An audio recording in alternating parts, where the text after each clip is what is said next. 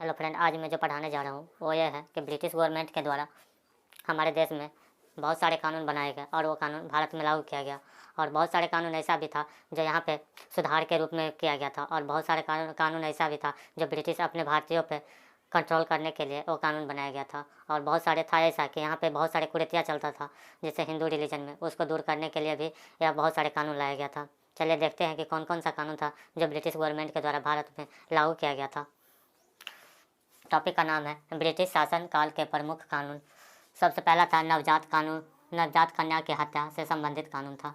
नवजात कन्या जो उसे बोला जाता था, जैसे कि माँ के पेट में ही रहता है, बच्चा रहता है और वो पता चलता था कि ये लड़की है तो उसको मार दिया जाता था, जिसे भ्रूण हत्या भी कहा जाता है। उसको रोकने के लिए यह कानून लाया गया था, जिस कानून का नाम था नवजात कन्या की हत्या संबंधित कानून था। यह 1795 ईस्वी में यह कानून लाया था और जॉन सॉर इस टाइम का गवर्नर जनरल थे।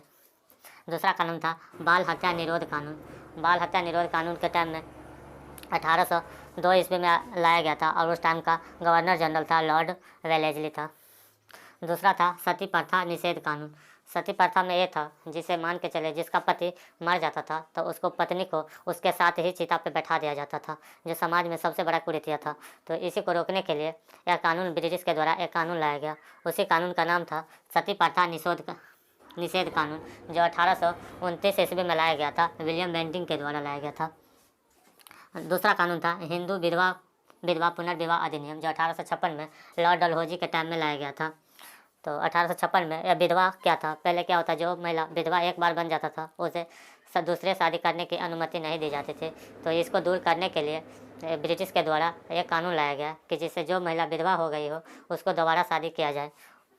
उसी कानून का नाम रखा गया था हिंदू विधवा पुनर्विवाह अधिनियम, 1856 में लॉर्ड डलहौजी के द्वारा लाया गया था। तीसरा कानून था सम्मति आयु अधिनियम, 1891 ईस्वी में लैंसडाउन के द्वारा लाया गया था और यह 12 वर्ष से कम आयु के बच्चों को शादी करने पर रोक लगा दिया गया था इस कानून के तरफ। और साइमन कमीशन 1927 ईस्वी में लॉर्ड इरविन के टाइम में भारत में आया था, और इस कानून का मतलब ये था कि भारत में एक पूर्ण कंप्लीट संविधान बना के एक भारत के लिए संविधान बनाया जाए और वो संविधान भारत पे लागू होगा। इसके लिए यह साइमन कमीशन का नाम से भारत में आया था।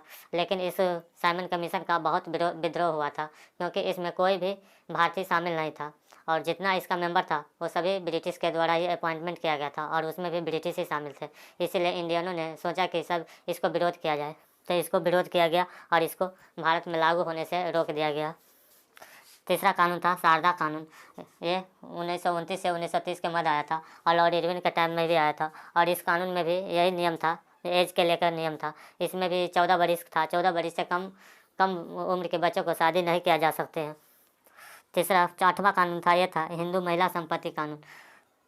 हिंदू महिला संपत्ति कानून के तरह इसमें यह था कि जिस महिला को संपत्ति का अधिकार नहीं मिलता था, इस कानून की तरह महिला को भी संपत्ति का अधिकार दिया जाने लगा।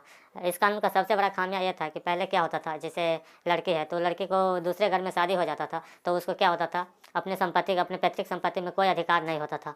तो इसीलिए इस कानून को तोड़ा गया और देखा गया कि महिला को यह संपत्ति का अधिकार ही नहीं मिल रहा है। इसलिए अंग्रेज ने सोचा कि इस कानून को हटा के एक नया कानून लगाया जाए जिसमें महिला को भी अपने पैतृक संपत्ति में अधिकार हो। इसीलिए यह कानून लाया गया था हिंदू महिला संपत्ति कानून। 1937 ईस्वी में आया था और लॉर्ड ऑकलैंड इस टाइम का वाइसराय था। तो यही था आज का टॉपिक, मैंने पूरे डिस्कस किया हूँ। और ये जो है, जो मैंने एक बुक आता है स्पेक्ट्रम की एक बुक है, इस बुक के लास्ट में एक समरी की तरह दिया गया है, इसी में से मैंने पूरे लिखा हूँ।